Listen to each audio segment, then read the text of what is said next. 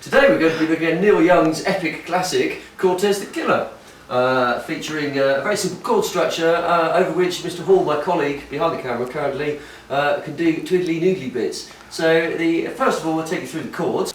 So the first chord is E minor, or some people like to play E minor 7th. So E minor of course is E minor 7th, putting the little finger on the D.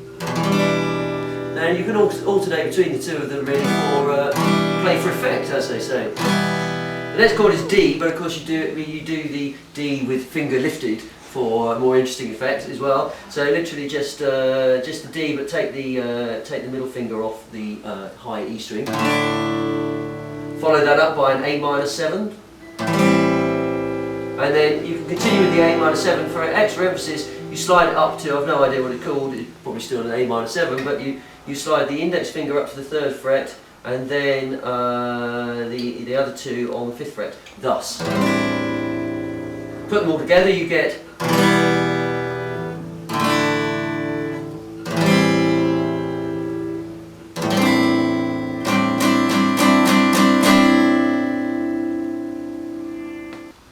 Good afternoon.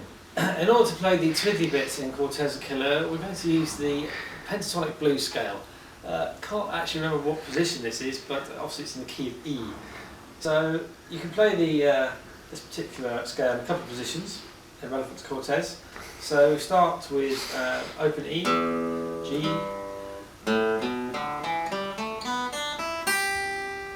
hence. I'll just play that again. I'm playing open 3rd fret, open 2nd, open 2nd, open 2nd, open 3rd, and open 3rd. This can also be repeated obviously at the 12th fret, a whole octave higher, hence. So we put it all together and this is what you get.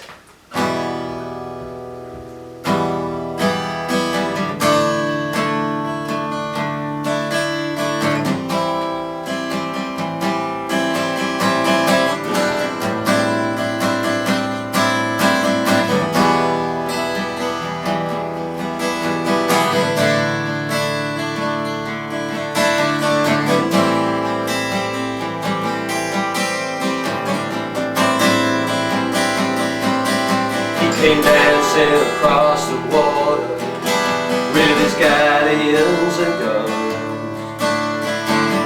looking for a new world and a palace in the sun.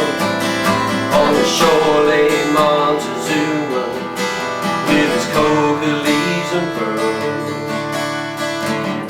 In his halls he often wondered with the secrets of the world. And his subjects gathered round him like leaves upon a tree. In their clothes of many colors for the angry gods to see. Hate was just a legend, war was never known. People worked together and they lifted any stone. And they carried them to the flatland, and they died along the way. They filled up with their bare hands what we still can do today.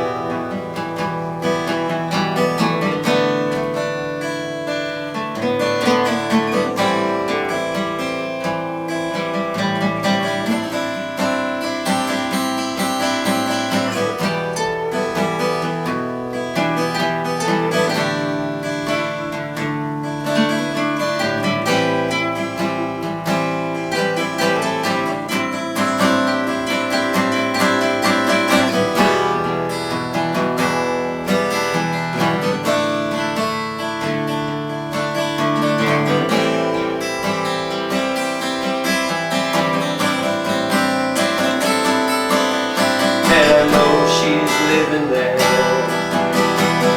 loves me to this day. Still can't remember when or how I lost my way.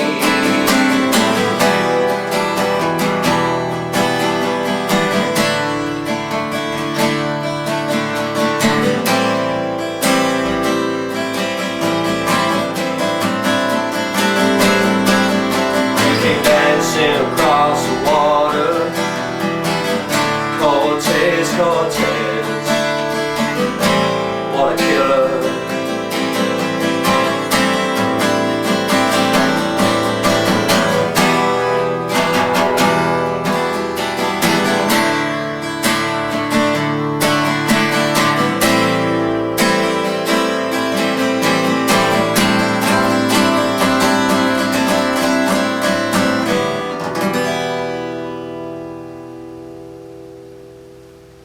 So there we have the epic soundscape of Neil Young's Cortez the Killer. Andy, I noticed there that you were playing a few things as well as the actual basic scales that you demonstrated earlier. I wonder if you could just take us through what you were doing there.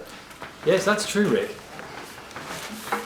Essentially, the scale should be used as a basis for the solo, and then one should improvise with extra notes, sliding up or bending even. And the only real way to learn how to do this probably is to play along with the record, should you have it. Or the instructional video. Oh, the instructional video, indeed. This is by far the best way of discovering what notes are going to fit. There is really no right or wrong answer to this, but I can certainly explain some of the things I was doing. Can you see my fingers? Yes, please explain away. So essentially, for example, you can slide up. So one could play.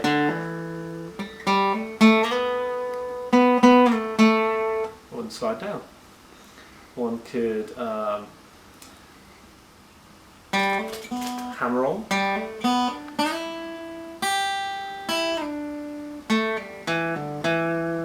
There we had a combination of hammering on and sliding. And I noticed you were wobbling the string with your finger. Is there a technical term for that?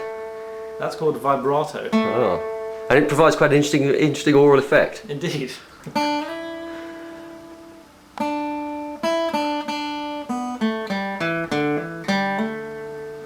So you see that I'm using mainly the notes from the scale but adding extra ones. So you could also play, of course, this note here by bending this note up a whole tone.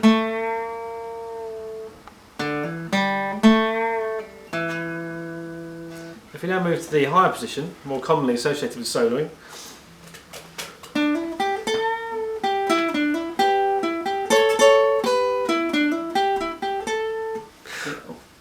what's that rather interesting effect there where you're playing two strings simultaneously? that's called a double stop. Really? Could you explain that in more detail? Essentially, you play two strings simultaneously, giving, I guess, a partial chord effect.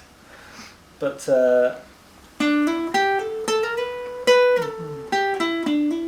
same things apply. Bending, releasing, vibrato, hammering on, sliding up and down.